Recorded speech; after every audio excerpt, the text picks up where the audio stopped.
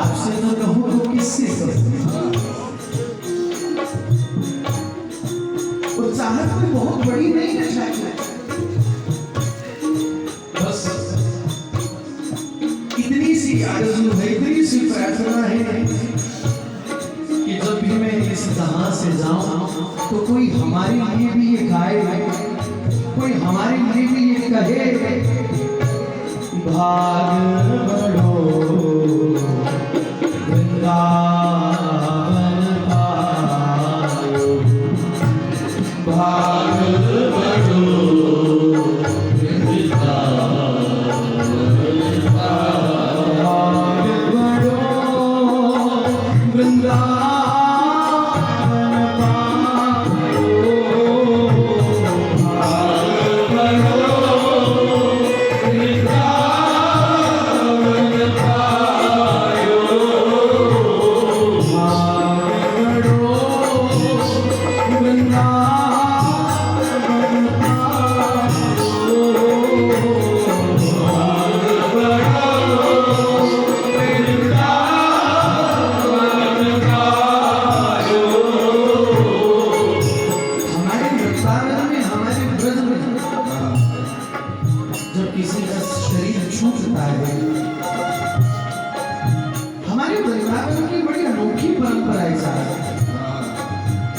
छातियां नहीं पीटी जाती, वहां उत्सव मनाया जाता है, वहां बधाई गाई जाती है, भाग बढ़ो वृंदावन पायो।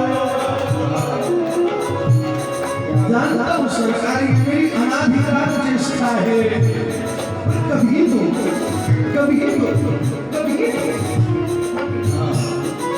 मेरी आखिरी तमन्ना कबूल काश कर ले,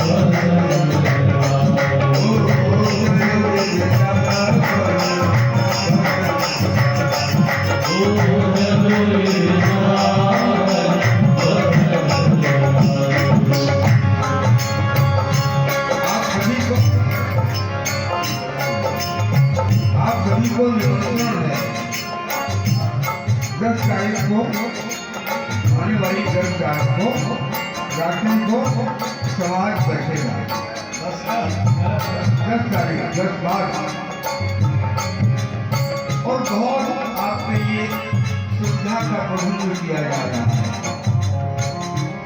होली में भीड़ बहुत होती है, बहुत भीड़ होती है और इस बार महसूस हो रहा है भीड़ अधिक होगी।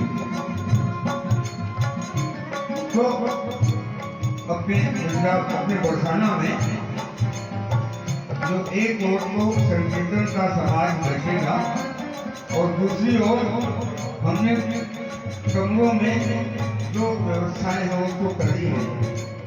एक और टेंट लगा दिया है, उसमें इंश्योरेंस बना दिए हैं।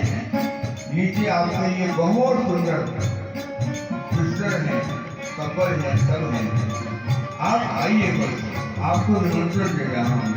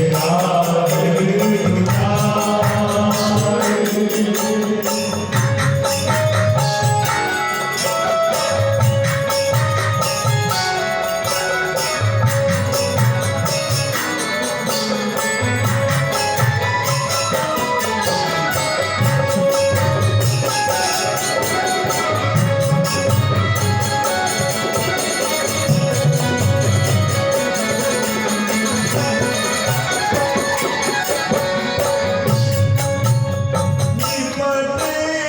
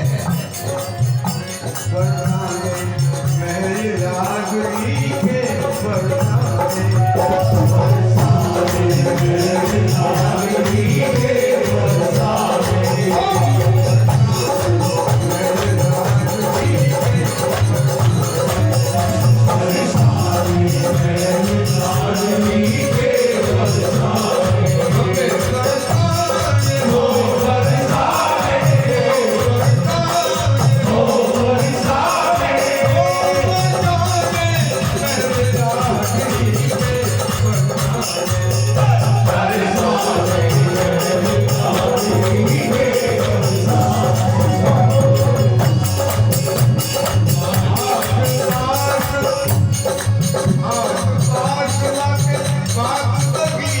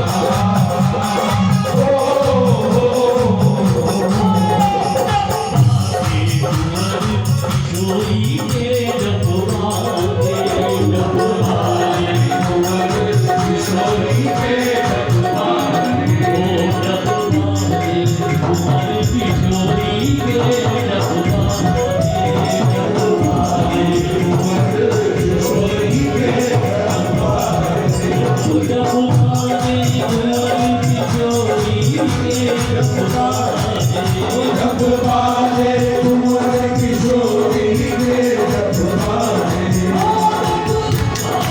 उमर किशोरी के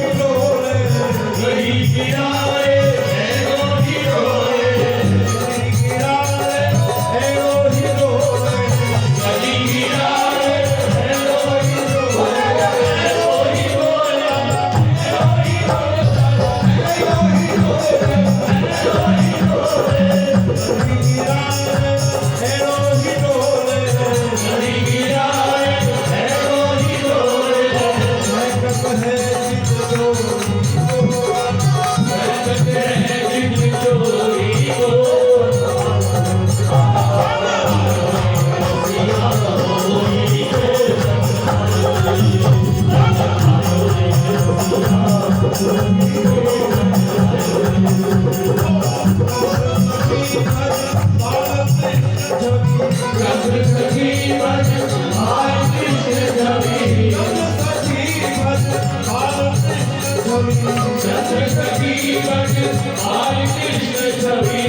ये रसिया राधा गोरी को ये रसिया राधा गोरी को ये रसिया राधा गोरी को रसिया राधा गोरी को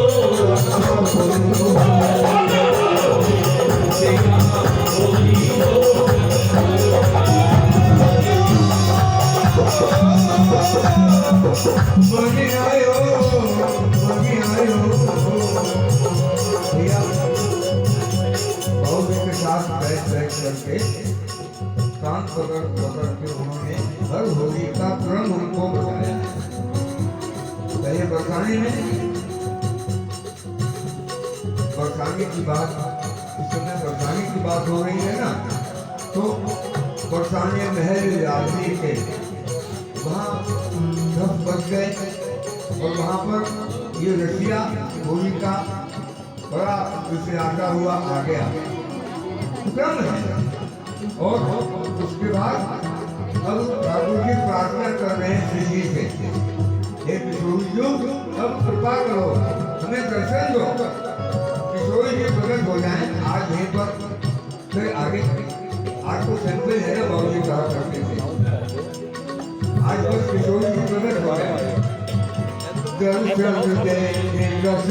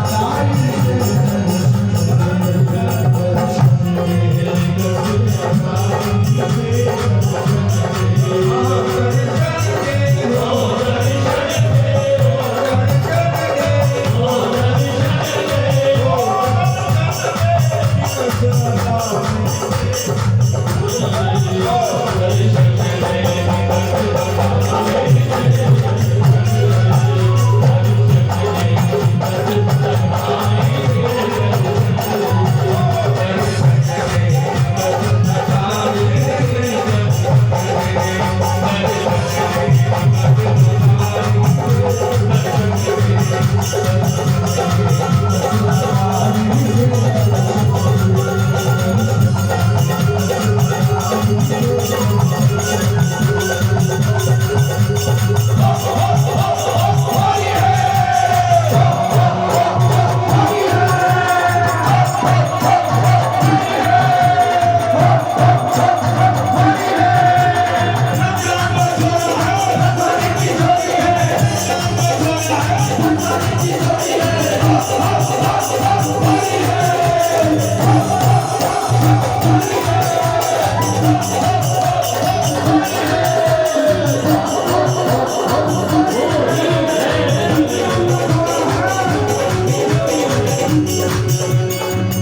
बोलो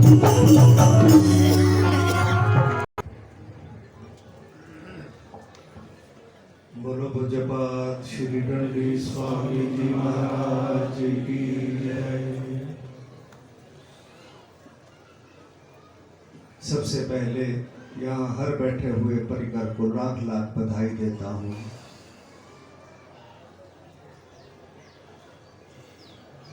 सब आ भी नहीं सकते क्योंकि टिकट नहीं है सबके पास, और जितने आए हैं उनका धन्यवाद करता हूँ। संत कहा करते थे, जिनको जनता चुनाव करती है वो विधानसभा पार्लियामेंट हाउस में जाते हैं, और जिनको ठाकुर चुनाव करते हैं वो यहाँ पर आते हैं। आपका चुनाव ठाकुर के द्वारा किया गया है। ठाकुर का नाम लेना उनकी इच्छा के बगैर नहीं हो सकता। बिन सत्संग विवेक न होई, और विवेक कब प्राप्त होता है? जब राम कृपा बिन सुलभ न सोई। हरि की कृपा होती है तब प्राप्त होता है। ब्रज धाम के बहुत से पदों का गायन किया गया, वहां के हो जाए। एक छोटी सी बात सुनाता हूं आपको। नरसिंह मेहता जब बाल्यकाल में थे तो उनकी भाभी उनको बहुत उलाने देती थी। ये खाता है बस जाकर संतों के बीच में बैठ जाता है, कोई काम धंधा करता नहीं। एक दिन घर से निकाल दिया उनको। अब नरसिंह जी वहां से जाकर नगर के बाहर भगवान शंकर का मंदिर था, उसमें चले गए। 3 दिन भूखे प्यासे बैठे रहे वहीं पर। थे तो पूर्व जन्म के संत ही, ठाकुर की आज्ञा से ही आए थे। तो भगवान शंकर प्रकट हुए। अरे 3 दिन से भूखा प्यासा जहां बैठा, कहने लगे सरकार आपकी शरण में हूं, क्या चाहते हो? कहने लगे जो आपके पास सबसे सुंदर है वो दिखाओ। ठाकुर कहने लगे चलो। शंकर जी कहने लगे चलो मेरे साथ। ब्रजवास की बात कर रहे हो। उनको निकुंज में लेकर गए सखी बनकर। नरसिंह जी को भी सखी बना लिया। वहां लक्ष लक्ष गोपियां विहार कर रही हैं। किशोरी जी, राधा और श्याम सुंदर जी के गीत हो रहे हैं। सब पर रस बरस रहा है। बस कुछ देर ठहरे थे, आवाज आई, यहां जो त्रिलोचना सखी आई है वो तुरंत जिस स्थान छोड़कर चली जाए। शंकर वहां रह नहीं सकते, हमारी तुम्हारी क्या औकात है? तुरंत वहां से चले जाओ। हम बाद में फिर जिनको साथ में लेकर आए हैं, बाद में जाकर इनसे लीला करेंगे। फिर नरसिंह से बाद में लीलाएं होंगी। वहां उनका निवास नहीं हुआ। और तो और बात छोड़ो, ठाकुर जी जब बाल्यावस्था में थे, उन्होंने एक सखा मंडल बनाया हुआ था। जो भी ब्रिज में विवाह कर आती, वहां उन दिनों में रिवाज होता था, बहुत बड़ा घूंघट निकालती थी बहुएं। तो नंद नंदन जाकर सबसे, जब वो घर से बाहर निकले तो टोला बाहर खड़ा था, जाकर उसका घूंघट उठाकर देखती, अरे तू आई है ब्रिज में, वाह वाह वाह बहुत सुंदर। एक माधवी नाम की दासी विवाह कर आई। उसकी सास ने कहा बात सुन ध्यान से, अभी तुम्हारा घूंघट उठा नहीं है, यहाँ पर बालकों की एक टोली है। उस टोली में वो जब तुम्हारा घूंघट उठाने के लिए आए, घूंघट पकड़ लेना, अपनी शक्ल नहीं दिखाना। अगर दिखा दी तो फिर तुम किसी काम की नहीं रहो। सासू की बात उसने पल्ले बांध ली। ब्रिज की बात हो रही है, ब्रज में वास मिल जाए।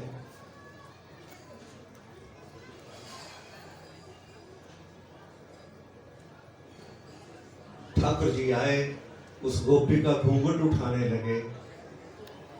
गोपी ने पकड़ लिया, कहने लगे मेरी सास ने मुझको कहा है कि ये घूंघट नहीं उठाना, जाओ तुम। ठाकुर ने 3 बार कहा, उठा लेने दे। फिर कहा, देख हम आखिरी बार बोल रहे हैं, उठा लेने दे। नहीं उठाने दिया। ठीक है कहने लगे, अब तुम्हारा घूंघट बंद ही रहेगा। कुछ काल के बाद में गिरिराज के धरण की लीला हुई तो समस्त ब्रजमंडल उस लीला में प्रविष्ट किया।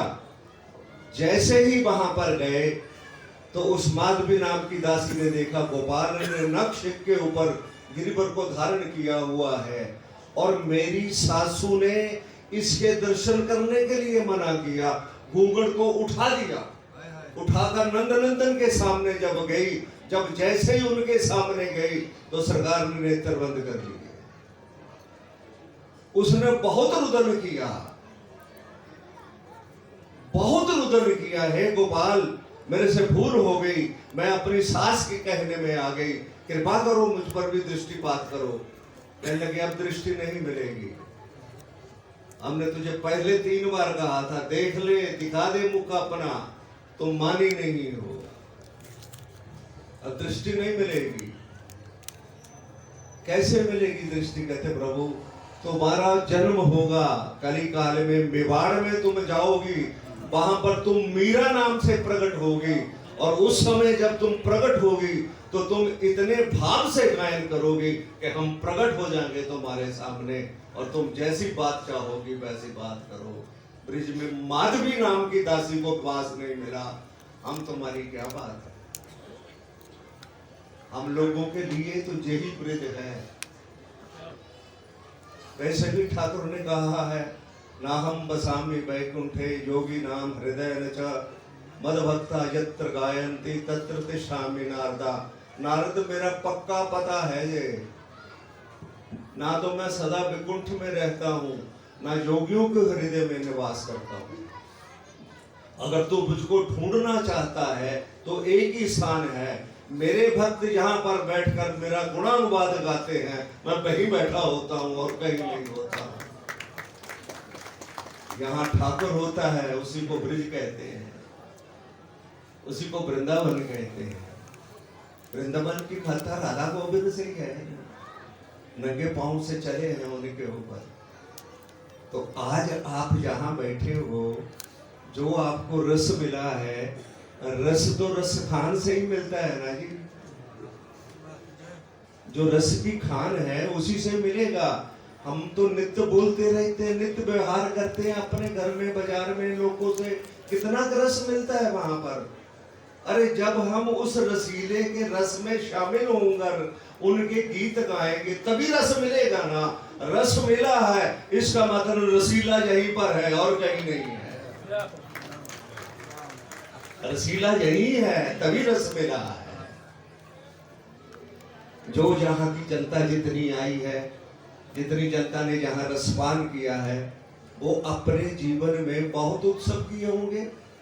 बच्चों के विवाह किए, मकानों के उद्घाटन किए, अपने कार्यालयों के उद्घाटन किए, अपने आप को बड़ा महसूस किया, मैंने बहुत अच्छा किया है। लेकिन मैं आपसे पूछता हूं, आज आपने वहां पर लाखों खर्च किए, जीवन लगा दिया, आपने उसको सुख मान लिया। आज आपने जहां जो रस प्राप्त किया है, उस रस से उस रस की तोल करके देख लेना, कौन सा तोल सुंदर है, बिना के मोल के है और अनमोल है। ऐसा रस केवल ब्रज की भक्तों में जब भाव बनता है तभी मिलता है। अतुल भैया अनुज हैं छोटे, ठाकुर ने बड़ी कृपा प्रदान की है, बहुत सुंदर भावों के धनिष्ठ हैं ये और बांट रहे हैं। ब्राह्मण कुलभूषण है, इनका कर्तव्य ही है, ब्राह्मण का कर्तव्य है ये। जनता को मार्गदर्शन देना। सत्संग में आने का अर्थ ये नहीं है कि हम अपने कानों को रस कर लें। यहाँ पर मनुष्य बनने के गुण बताए जाते हैं, मनुष्य ऐसे होता है, इसीलिए सत्संग की महिमा बताई गई। बहुत है मनुष्य, उनसे सबसे कितना का तोल कर लोगे आप।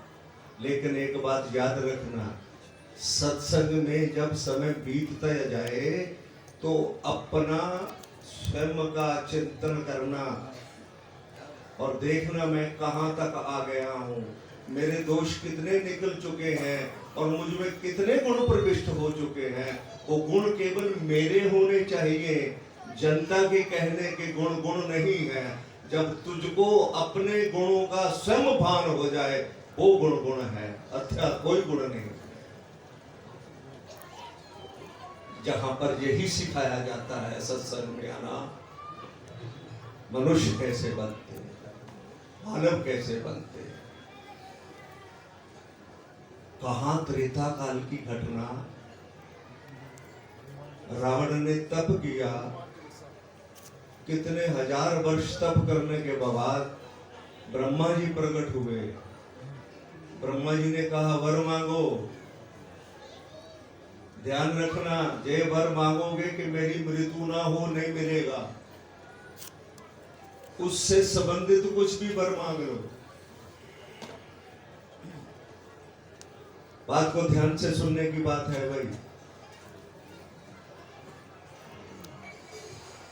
तो 4 वेदों का वक्ता जिसके पास विद्या का धन घनघोर था, महाबलिष्ठ, भगवान शंकर को कितनी बार प्रसन्न किया, वो 4 वेदों का वक्ता उस समय उनसे क्या मांगता है, ब्रह्मा जी अगर आप देना चाहते तो एक वर दो, मेरी मृत्यु किसी मानव के हाथ से हो।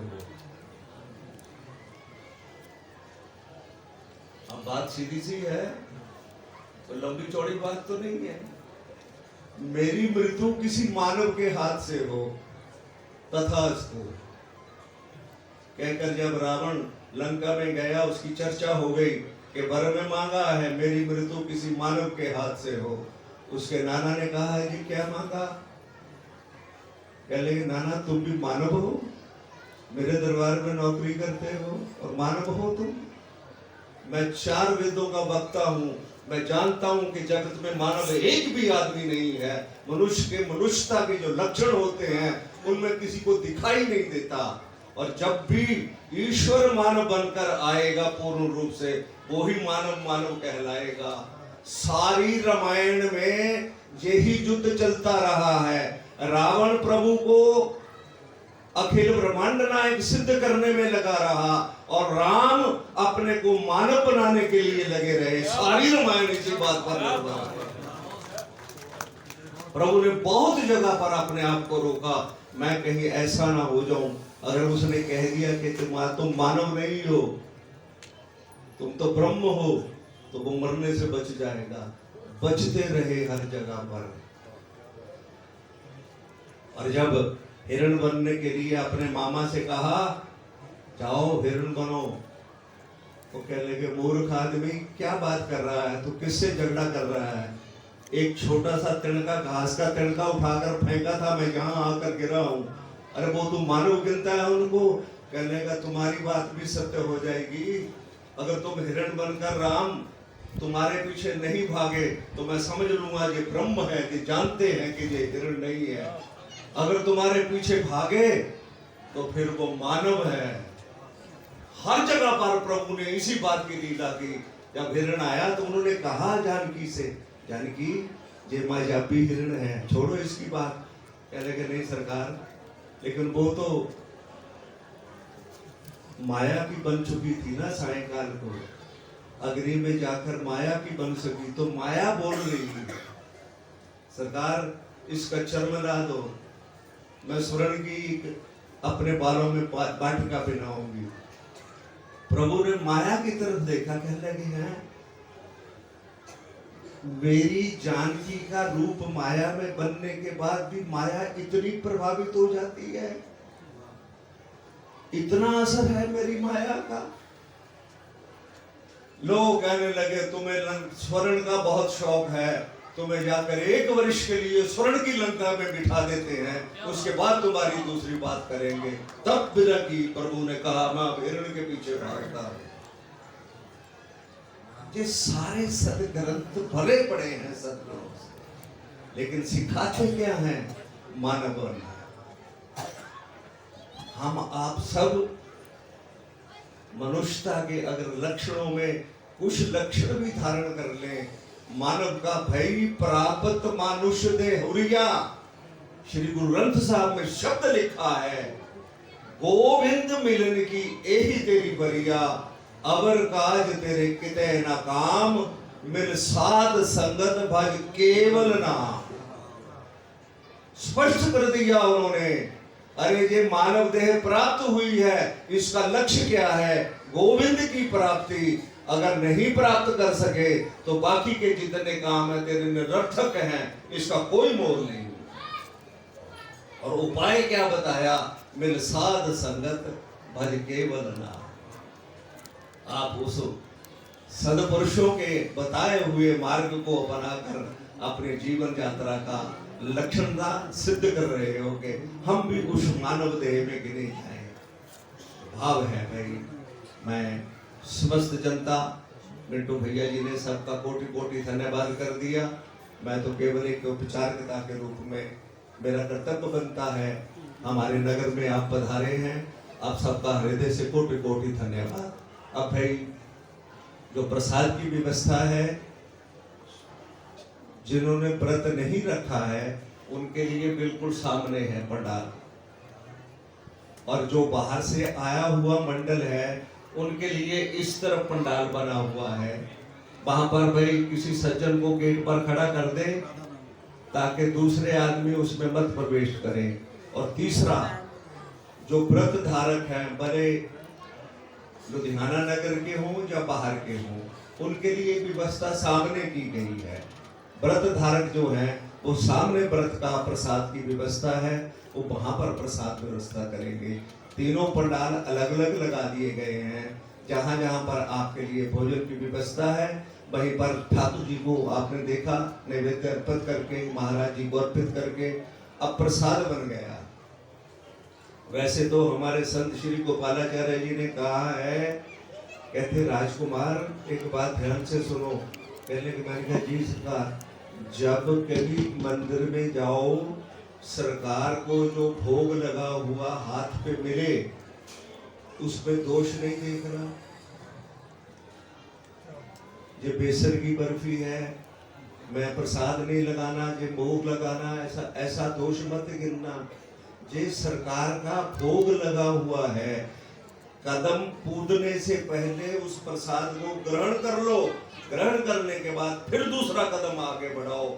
कोई दोष नहीं है उस प्रसाद को खाने में। गोविंद को भोग लगा हुआ प्रसाद है। आदि आदि आपका पुनः धन्यवाद। अब सायंकाल का सत्र सिद्ध पीठ प्रांगण में 5:30 से लेकर 8 बजे तक चलेगा।